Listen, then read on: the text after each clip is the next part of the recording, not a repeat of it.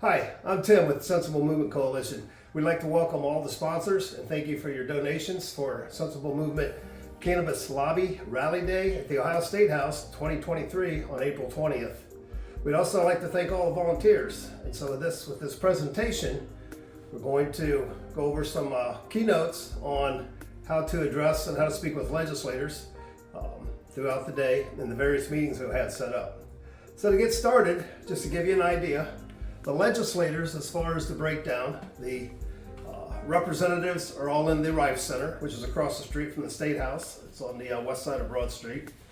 When you go over there, you must have an ID with you. The senators are in the State House. That's easy there. You have to have an ID to get into the State House also. You may be asked to show an ID at either place. Most likely you will be asked to show an ID. You are subject to search as well when you enter the building. So we want to watch, make sure that we're cordial, professional, that we don't create a problem as far as what our actual goal is to achieve at a lobby day. Parking can be found at various places around the State House. If you get there early enough, sometimes you can park in the garage underneath the State House. There's also behind the Rife Center, there's parking there, parking elsewhere. Preparing for lobby day. If you're going to be one of our volunteers that's going to go visit the legislators, senators, and representatives, then what we ask you to do is dress for success, basically. Your casual business dress is fine. Looking well, being well groomed, and so forth is very important to the legislators. It's not that we're trying to impress them as far as pretending to be somebody that we're not, but we're trying to gain their respect for what we're actually going for, what our goal is, and which is legalization of cannabis here in Ohio, decrim across the state, because even after you legalize cannabis in Ohio, we'll still need to have decriminalization in effect for the illicit market that's still going to be operating fully. Your introductions when you walk into the senator's office, representative's office, is a nice, firm, casual handshake. Introduce yourself to them. Thank them for letting you come in for the day. Use your people skills, your communication skills. Be very clear and concise when you talk. Also use very good eye contact with them. Just remember this, keep this in mind.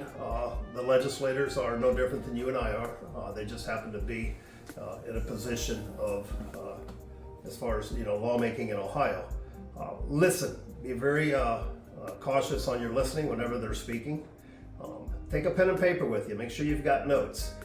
And document as you go along if they ask you questions and so forth. If anything, when you go in with whatever you're going to have for a question, make sure you have a solution for it. Don't throw questions out at them that they don't reverse it on you and come back and say, well, what's your solution for? What do you think about it? Because a lot of them will do that. They'll want your input on it. So have your input ready to go with that. Meeting with the legislators, the agenda. There'll be a made up agenda for you as far as the topics for the day, which I believe is primarily, I think we're going to address a little bit of Senate Bill 9, which is the medical cannabis program, some improvements on that. We're also going to address the creation of an adult choice program in Ohio, otherwise known as recreational legalization for those that are 21 and over. We're also going to be addressing decriminalization across the state. So you will have, as I said, a guide sheet for that. It'll be a bullet point type thing, I believe. So know what your topic is when you enter the meeting. Know where you're going. Understand some of the, what are the, under adult choice, what is it that you want? What do you want? Personal cultivation? Do you want to have micro grows, within, so that, we'll just say the economically disadvantaged can participate in a $1,500 a year license in a small craft grow or something. So this kind of eliminates having to have the millions of dollars to get in the program as we see nowadays. And that's one of the goals behind it. Be aware of what patient protections are. What do you want for the medical program, or even as a participant, an adult participant, simply because it's we create an adult choice program in Ohio. Federal and still looks at it as a Schedule 1. Employers still look at it as a Schedule 1. Banks still do. Insurance companies do, etc. So what we want to do with that, with the criminal justice reform, is we want to change those old statutes that are outdated. We want to make sure you got fair housing protections, that you have no issues with child custody. There's no issue with driving your vehicle and getting an OVI. So those are things that you want to be very informed about, the social and economic equity of it. Criminal justice reforms, some of the stuff we just went over. Some rhetoric to just touch on real quick with the legislators, and I know we've all got it instilled in our minds. It's been done that way forever. But we want to think about, when we talk about recreational, we want to talk about adult choice or adult use. When we talk about marijuana, we want to talk about cannabis. We want to get rid of these derogatory negative words from the past and so forth. When we talk about black market, we want to talk about illicit market. When we talk about home grow, we want to talk about personal cultivation. And the reason that I bring these important points up is for the fact that that's what the legislators are in tune to. And that's what they're looking at and listening to more. Now, don't get it wrong, a lot of them, they've been programmed the same way we have with the type of language and rhetoric. So a lot of them will still use old school, I'll say, language.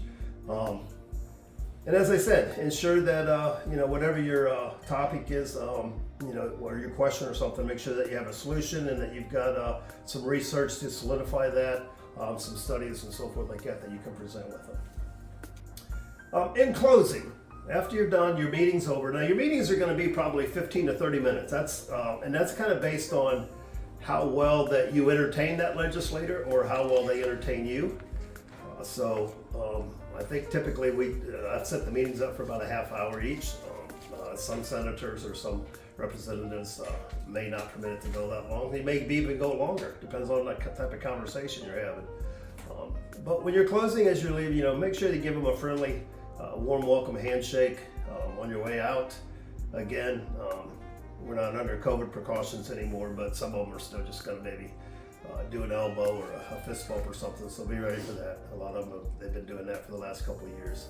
A quick thank you, be very courteous to them. Leave an impression on them when you leave their office. If you have any permanent files that you'd like to leave with them, your research on what you came in and talked about, leave those files with them.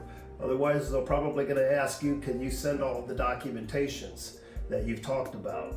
And they expect that to be sent to them. And when it doesn't get sent to them, they kind of disregard the entire meeting that you just spent your time on and that you've been waiting for, practicing for. So you want to make sure that you leave your good contact information with them, a business card if you have one. If you're a legislator, get one, or if they're if the legislators, get one of their cards, so you have a way to contact them. Their legislative aides are who you want to follow up with. Once you start a rapport with them in an email, they're good about responding back. So make sure that you do get that card so that you know who you're going to talk to. And as I said, make sure you're taking notes along the way so that you are prepared to conclude the meeting with whatever they may ask for you to send in, so that you can forward that into the legislative aide. And they do review it and then get it to the legislator. And with that, again, we'd like to thank everybody that's participating with the 2023, April 20th, Sensible Movement Coalition, Ohio Cannabis Lobby Day Rally at the State House. A lot of activities will be going on. We'll be inside and outside. The Thomas Worthington room, which is down by the cafe, will be our contact room. And then outside we have a stage set up where we'll have some, I believe we're going to have some DJ, maybe some other musical artists and so forth will be there, some speakers and so forth. And of course, we will be having around 420, a 420 blowout smoke session. We are all approved by the State House, and so everything's a wrap, everything's good to go. We'll see y'all there. Peace.